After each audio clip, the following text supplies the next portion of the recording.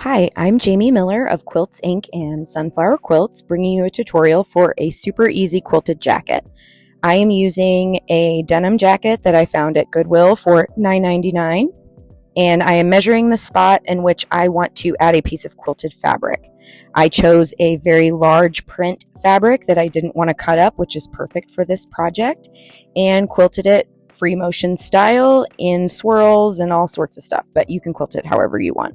Next, using tracing paper, you will cut out the area in which you're wanting the fabric to be placed on and place it on your quilted piece, trim it out, and boom.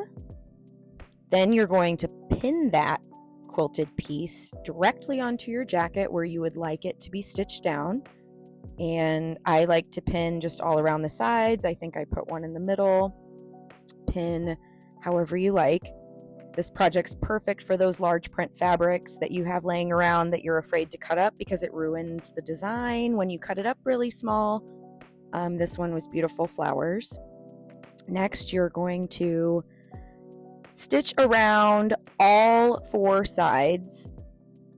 I used a straight stitch for this because I will be covering it up in the next step, which you will see, but just get kind of close to the edge. You're going to want to leave a little bit of space, not too much, but in this next step, we're going to cover that raw edge with ribbon. Now, you don't have to do this. I liked the finished look of it. This is the size ribbon I used. You can use whatever kind of ribbon that you have laying around.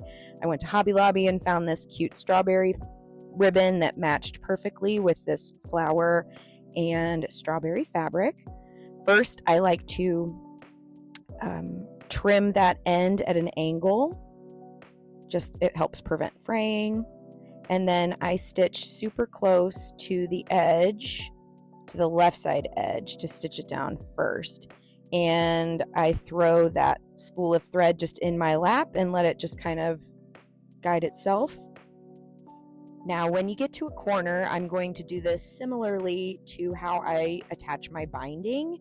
You're going to make a 45-degree angle, as you can see, and then flip that edge back over and stitch down. I'll show this multiple times. I'll even have a better close-up as well, so my fingers aren't quite in the way. But here, you fold it at a 45-degree angle, and then you flip that over, back down right where you want it in place, and then I just slowly tack until I get to that edge. Again, we are just sewing the left edge of the ribbon first, and then after we sew all around it, we'll go back on the other side to finish it off. But you just stitch really closely to the left side edge of the fabric.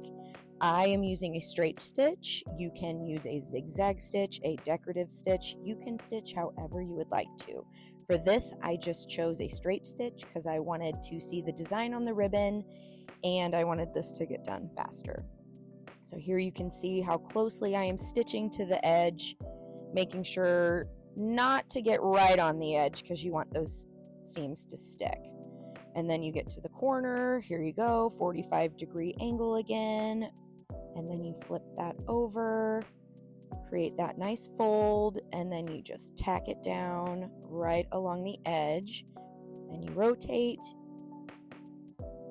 and do that same thing all the way around, which I've sped this up so you can see all four sides, stitching it down to the left, making sure I'm catching it. I made a second jacket after this. My tip for that would be use a walking foot. This is not my walking foot. This is just my regular machine foot. And the second one I made went even smoother when I used my walking foot. It just helps guide it a lot more. But here we are at the last corner. And then when you get to the end, I like to cut off where I want to join them, and by join them, I mean I cut it diagonally again, leave very little room in between, like what is that, a 1/4 inch maybe, and then I tack it down, lay that bottom piece back up, I line it how I want it, and then I stitch all the way down on that left to where I started. You can see I was using the tip of my scissors on the side to help guide it through. The next step is to sew that diagonal line that we cut with our scissors, that angled line, 45-degree angle. And then I stitched all the way down on the right side of the ribbon, making sure I got all my corners. They're already folded, so you don't need to refold them again. And then you just stitch around all the sides until you have a completed ribbon. This I found just really ties it up nice. It's like binding on a quilt. It's just the perfect finish for it. You could leave it raw edge if you wanted to, then it would fray when you washed it. That would be cute. But this is just how I chose to do mine. And I'll show you an up close. Here is the angle so you can see where I stitched it really close together and pieced that ribbon together. And here is a corner. So it's that nice folded point on the corner, 45-degree angle. And I love how it turned out. Let me know if you make one of these.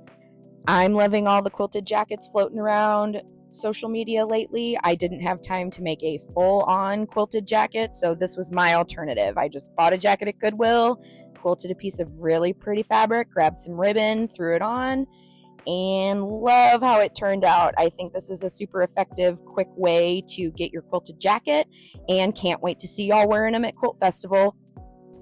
Tag Quilt Festival or sunflower_quilt if you make one.